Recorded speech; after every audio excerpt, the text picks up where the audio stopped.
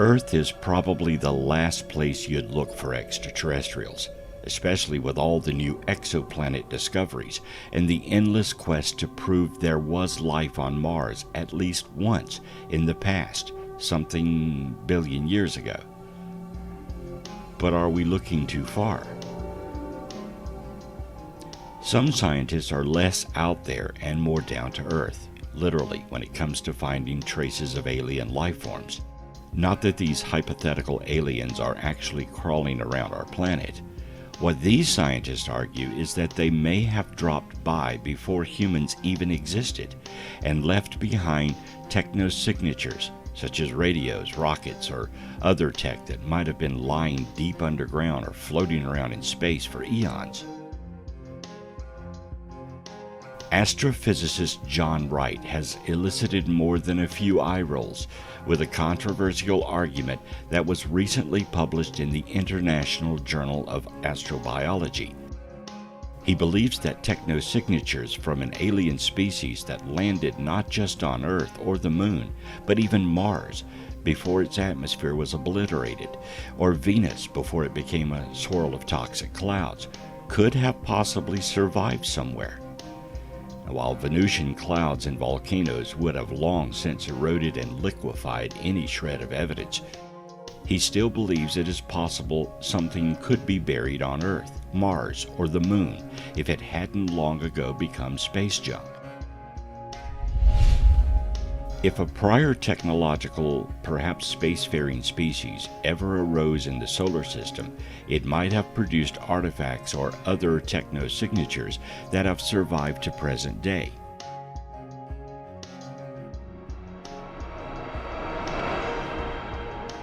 Meaning solar system artifacts provides a potential path to resolving an astrobiology question.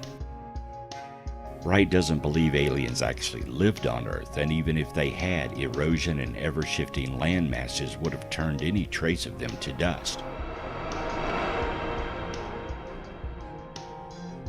Hypothetical alien trash would have had a much better chance of surviving in the subsurface of Mars, away from the solar winds and radiation it constantly gets blasted with, and too deep to be smashed by meteorite impacts. The red planet also has no plate tectonics to crush any ancient computers or whatever they might have scattered around. Other scientists are more skeptical, possibly because we haven't yet found any prehistoric ray guns or radio transmitters next to a T-Rex skeleton.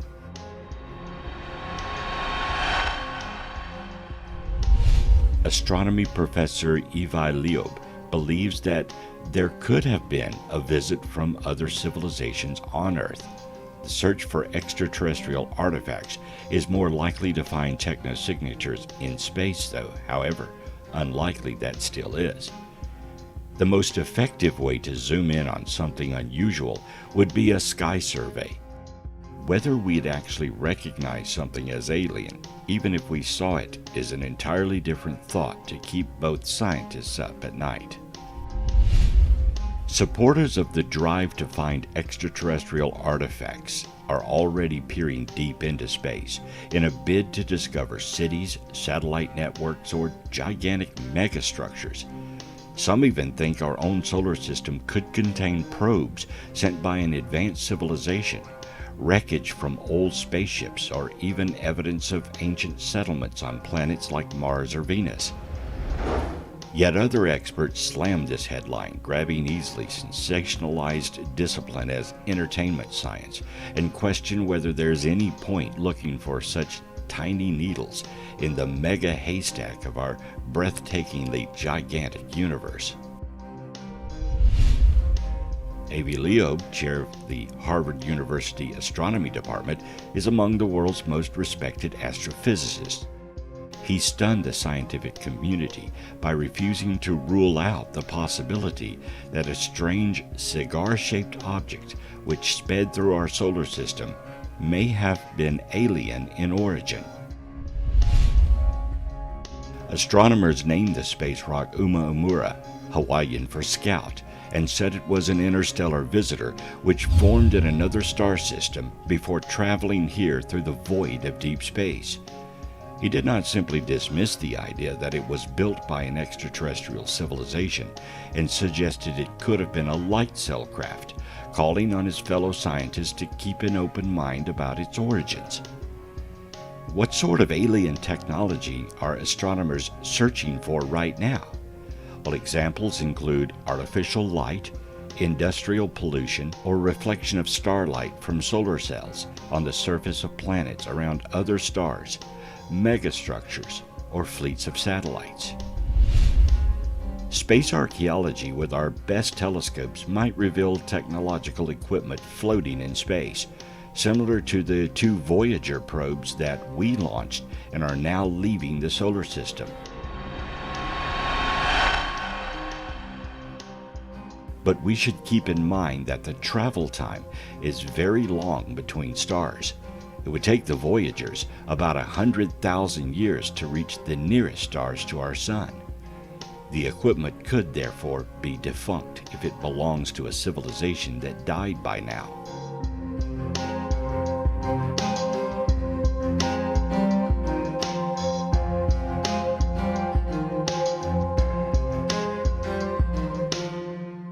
The artifacts we're most likely to find include the defunct debris of highly sophisticated technologies, which could be the wreckage of alien spaceships. Perhaps our best way to put our hands on them is to find objects that collide with Earth and survive as meteorites.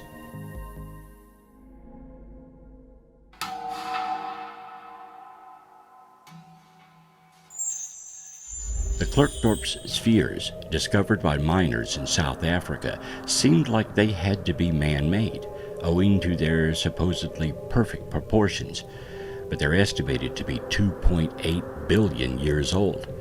Does that mean that they're evidence of advanced pre-human civilization on Earth, whether some other species from this planet or extraterrestrial? As suggested by Michael Cremo, author of Forbidden Archaeology, The Hidden History of the Human Race. Though they certainly look hand-carved, these spheres are far from perfect, and most geologists agree that they were naturally formed as concretions formed in volcanic sediments or ash. The grooves were likely produced due to the varying permeability of the layered sediments in which the stones were formed. When the aforementioned Baghdad Battery was discovered in modern Iraq, it was really just 3 distinct objects: a fired ceramic container, an iron rod, and a bit of rolled sheet copper. An assistant at the National Museum of Iraq at the time thought it looked like a primitive galvanic cell and theorized that it was used for electroplating gold onto silver objects. About a decade later, a man named Willard Gray made a reproduction of the objects, put them together, and filled the vessel with grape juice to prove its conductive properties. To the surprise of pretty much no one, a lot of supposed out-of-place artifacts are just forgeries and hoaxes.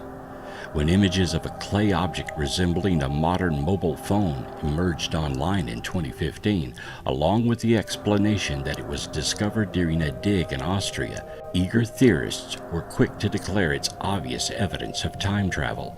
As it turns out, the Babylonokia is a sculpture by German artist Karl Wiener. But what about enduring mysteries like the Antikytherian mechanism, which is believed to be an ancient Greek analog computer used to predict astronomical positions and eclipses? Humans of ancient Greece and roughly concurrent societies might not have had cars, air conditioning, or Wi-Fi, but their technology was often more advanced than many of us imagine.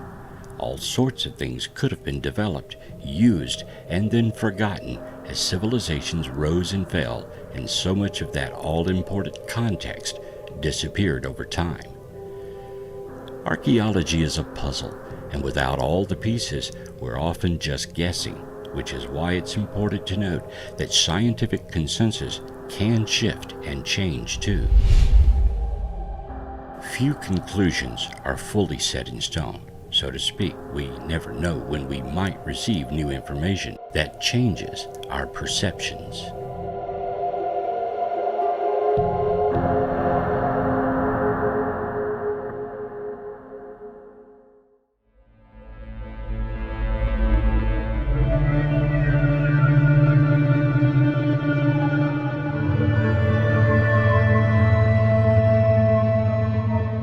If you take a tube of copper, a rod of iron, and put them in a clay pot filled with juice or some acidic liquid, do you know what you get?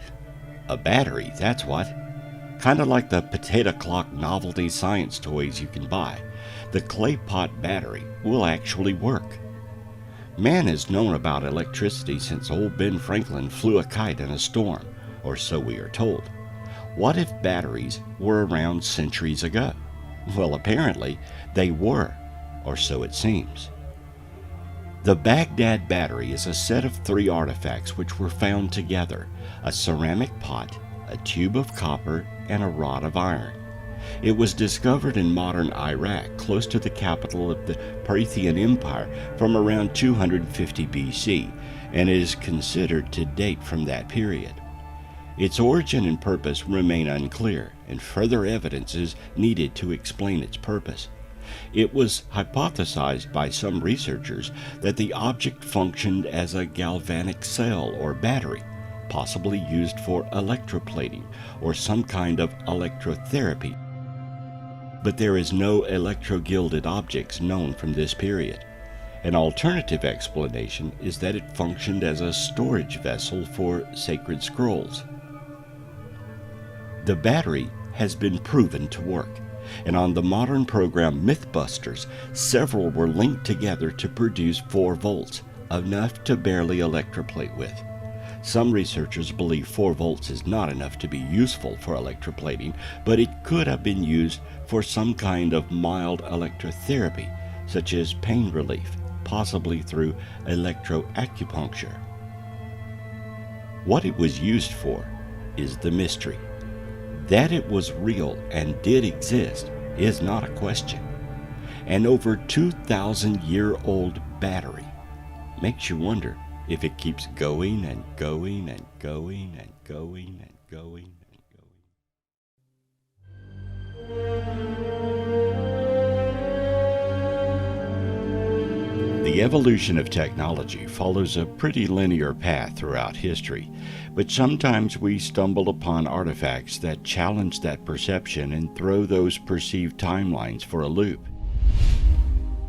To some, these out-of-place artifacts are none other than ancient alien technology, providing our ancestors were once visited by an advanced race, while others maintain it's evidence we've underestimated the technological faculties of our ancestors.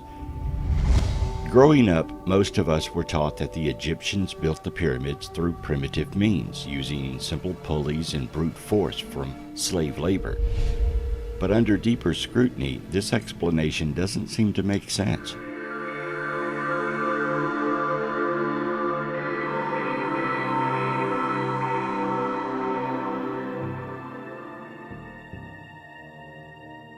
On a cosmic timescale, things don't tend to last very long after their creators or maintainers go away.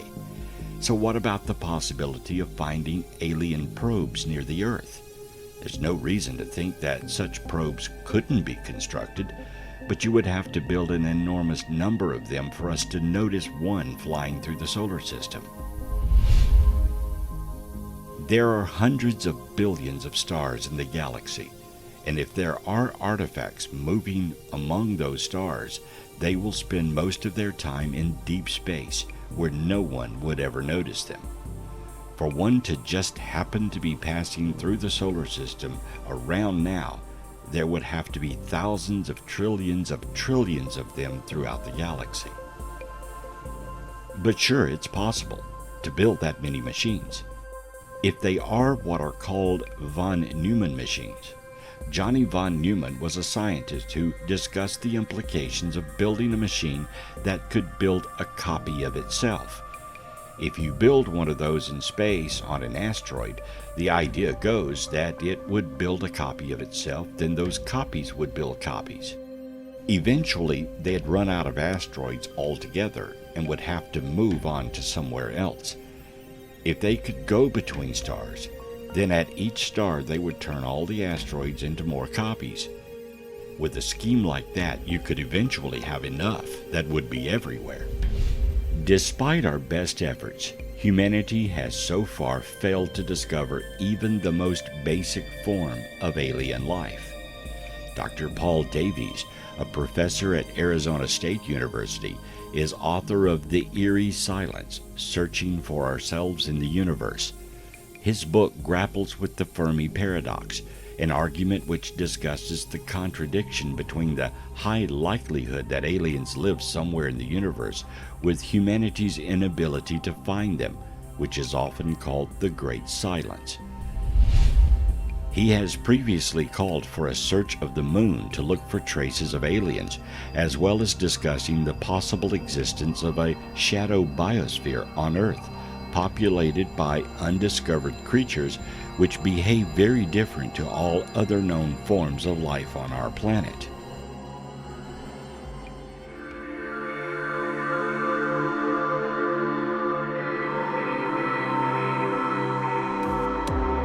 Lost civilizations, out-of-place artifacts, mysterious walls and monuments. Mankind loves a good mystery, but these items are also important from a historical point of view. Our history is fragmented, and much of it has been lost. We believe in a linear existence from one point in time to another.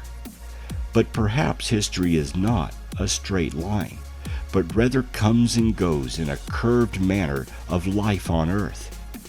Instead of thinking we have one history, perhaps we have had several, with man or some being like man evolving up to a point, then being destroyed and having to start all over again. Is it possible that there have been several civilizations on Earth in its 4.5 billion years of existence? If artifacts and obvious machine technology found in ancient ruins are to be believed, then somewhere back in time there may have been other timelines and other civilizations before us. If so, which one are we? 4.5 billion years is plenty of time for several civilizations to have emerged, even advanced societies. Some say there have been at least 5 civilizations on Earth.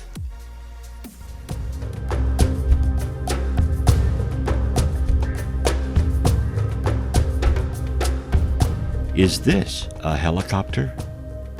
Is this a spaceship? A submarine or modern boat? The 3,000-year-old hieroglyphs found in Setil's temple in Abydos, Egypt, are said to depict nothing less than a helicopter.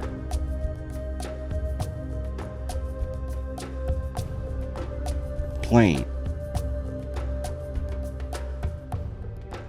and futuristic aircraft among the usual insects, symbols, and snakes.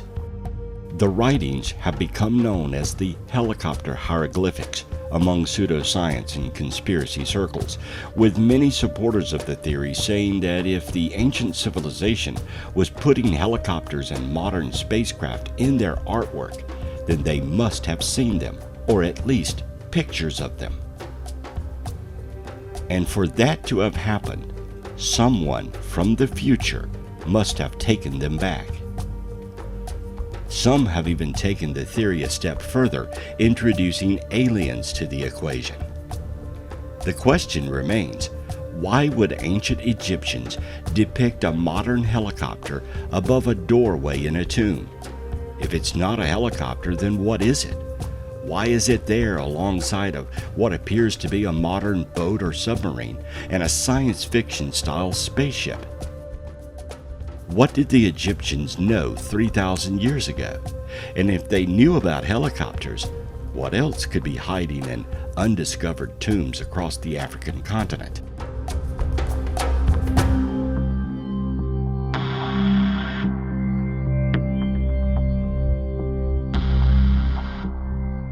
Dropa stones are said by some ufologists and pseudo-archaeologists to be a series of at least 716 circular stone discs dating back 12,000 years, on which tiny hieroglyphic-like markings may be found. Each disc is claimed to measure up to 1 foot in diameter and carry 2 grooves, originating from a hole in their center, in the form of a double spiral. The hieroglyphic-like markings are said to be found in these grooves. No record has been found of the stones being displayed in any of the world's museums, and their current whereabouts are unknown.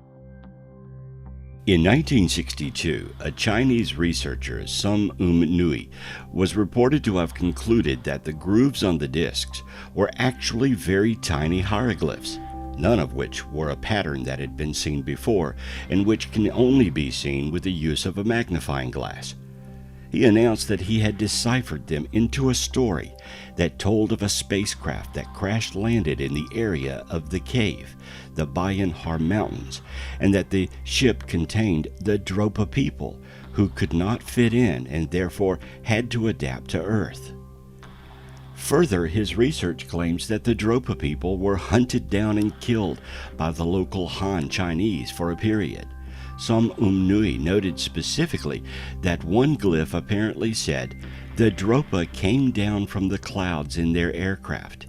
Our men, women, and children hid in the caves 10 times before sunrise. When at last we understood the sign language of the Dropas, we realized that the newcomers had peaceful intentions."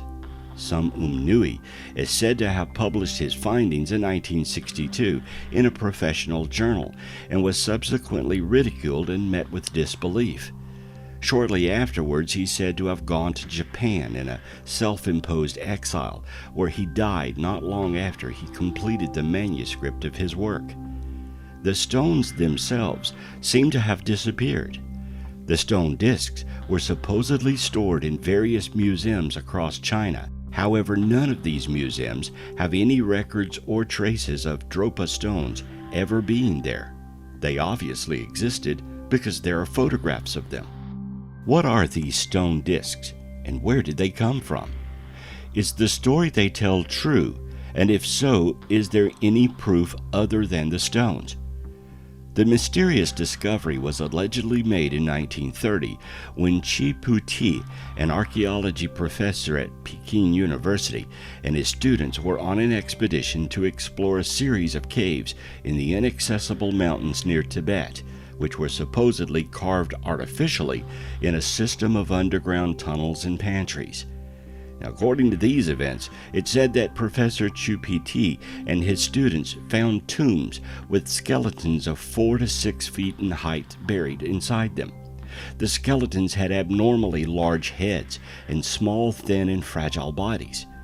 In addition to the skeletal remains, Professor Chu Pt and his students discovered countless other items. After the studies on the Dropa stones, researchers turned their attention to the people in the area themselves. What happened to the Dropa? The cave area where the stones were located still had 2 tribes living in the vicinity, the Dropas and the Khams. Archaeologists were called in to determine where the 2 tribes originated from, but were unable to relate either tribe to a known race. They also noticed that the people in these tribes had a very short average height and abnormally large heads and eye sockets. They were extremely thin characters with a very obvious yellow tinge to their skin color. Could these be the direct ancestors to the Dropa?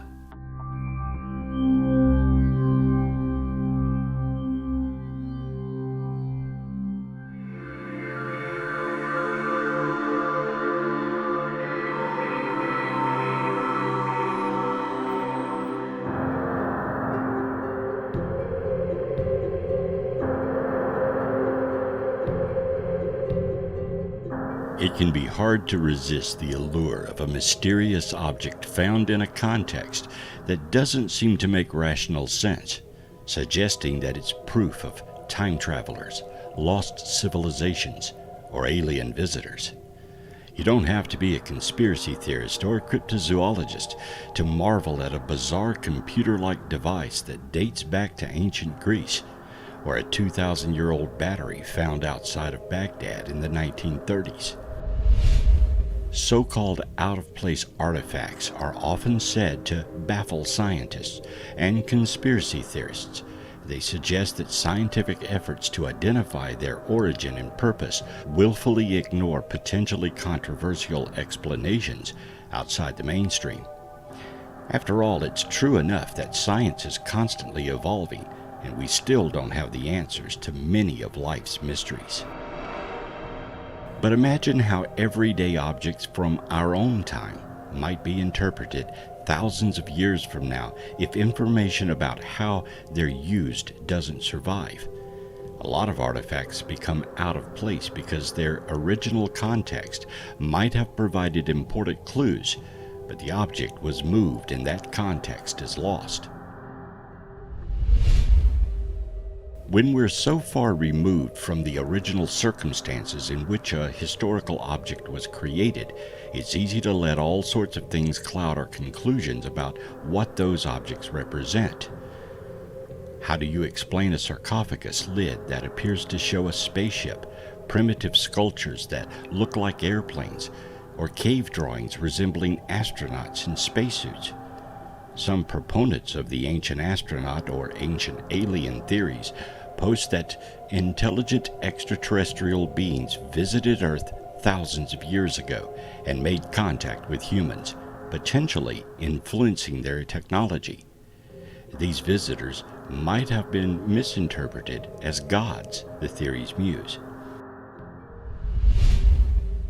The supposed proof of these theories lies in drawings like the petroglyphs of Val Caminita, Italy, which depict figurines with helmets around their heads that could just as easily be ceremonial headdress or have some other more down-to-earth explanation.